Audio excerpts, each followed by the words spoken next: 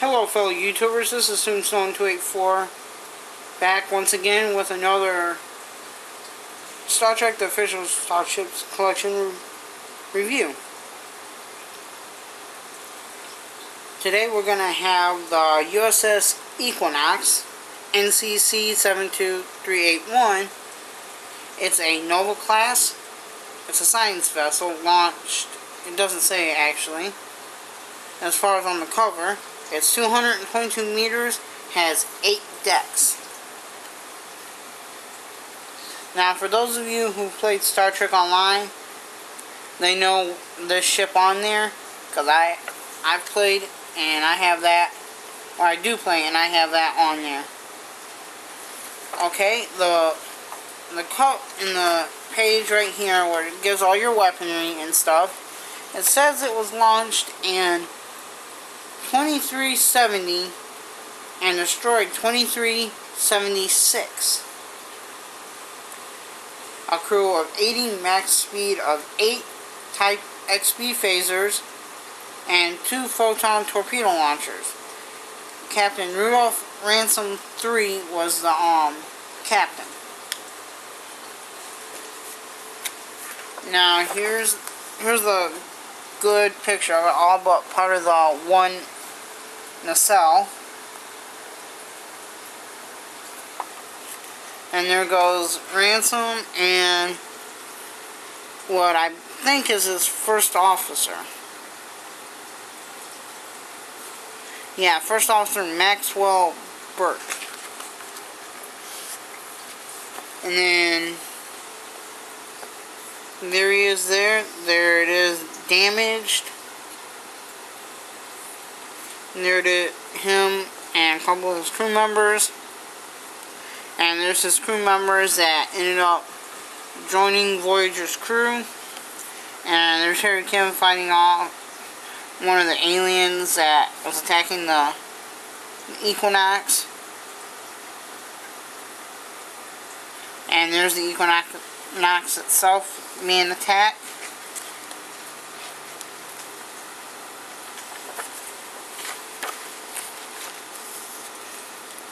And there's, this is the first I've seen on a ship book, the Master System Design. And it shows where the warp core is in engineering, the shuttle bay, and stuff. And then it goes to your normal middle page and everything. And then it goes into the concept designs. Now, for some odd reason,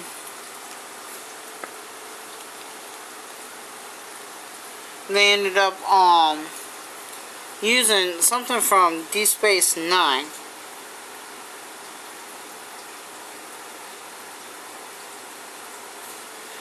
Okay, the Equinox started out as the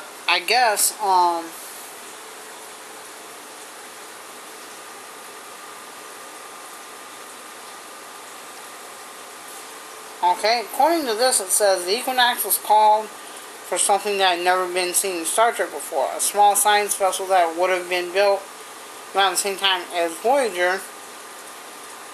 So the guy that normally does the stuff like that, Rick Sternbach, came up with an appropriate design he would have to start from scratch. And as he recalled, there was one vessel that proved to be providing him with some inspiration, which happened to be the Oberth class.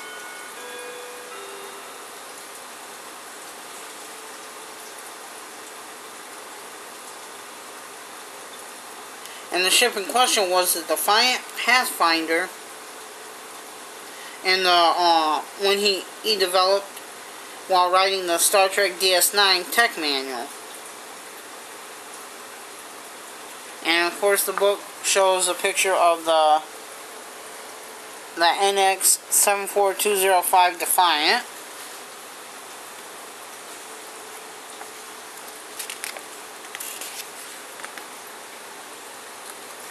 And then there's pictures there of it, and that's pictures of it battle damaged.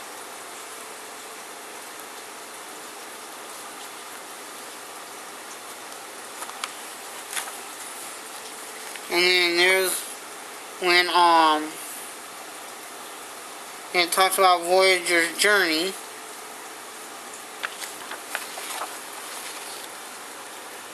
And then it shows its first officer, him, and the other crew members and everything.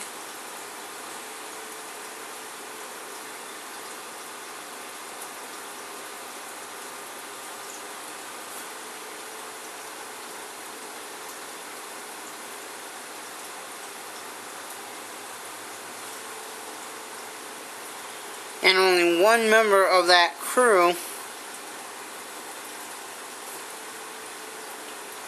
ended up making an appearance. He worked for working for Neelix as a guard, and it appeared in the episode Equinox. It didn't make any movie appearances. And his final appearance was Equinox Part 2 in Star Trek Voyager. And there's the back of the book with the Equinox on it. And now to get to the Equinox itself. We'll go ahead and take it out of the packaging.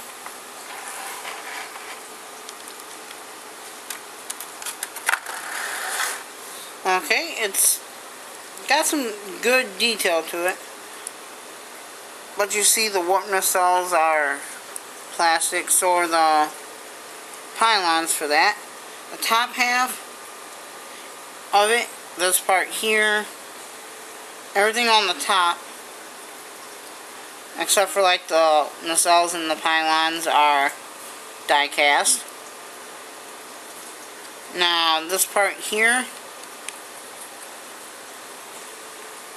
is plastic, and it also has something I didn't know. If you look, that's a little aero shuttle. And the reason I know it's called an aero shuttle is because I have what they call the Pathfinder class, or Tier 6 Intrepid, pretty much, Voyager, whichever you want to call it, on Star Trek Online, and that's an ability you get. And I guess science ships from that time on had those. But like I said, this part here is plastic, not die cast in any way. It does have some good Aztecing to it. And just like previous ships in the set, if you do it right, the warp nacelles will light up in certain light. It looks like it had some of the same armor stuff for some odd reason that Voyager had. I'm not 100% sure if that's what that is. I could be wrong, but I'm not sure. And then being as a science ship, it also has a secondary deflector. So it has two deflectors on it. And then of course the shuttle bay doors right there. And I'm gonna take a stab and say that these here and here are the escape pods. But I'm not going to be 100% certain on anything like that. And then there's more colored on the bottom here, if you didn't see it before. It does have the registry, NCC-72381 U.S.S. Equinox. And it also has it on the bottom.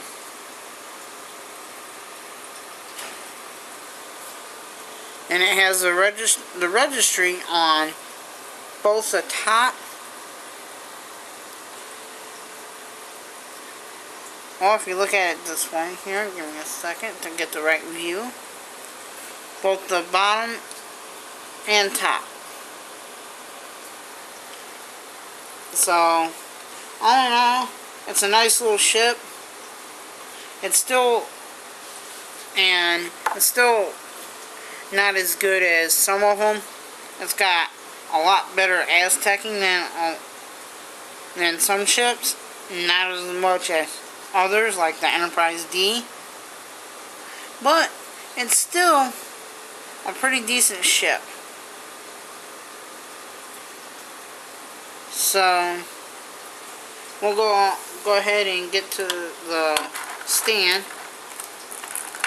And what I failed to mention in my last review was for the Gaylord, what showed on the stand, and it does show Cardassian Gaylord, in case those of you who are wondering.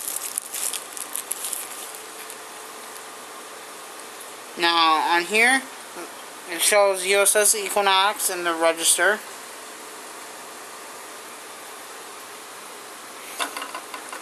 And yet again we have another 4-prong part for it. And of course it goes into the middle of your stand like most of them do.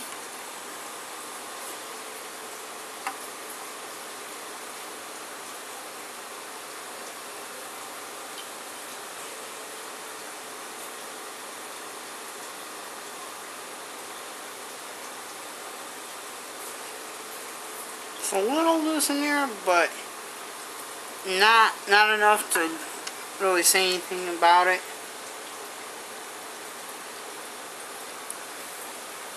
And this is how you would put it into the stand.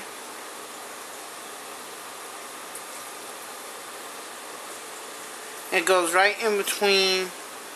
You have to make sure that you go like this from the bottom of it,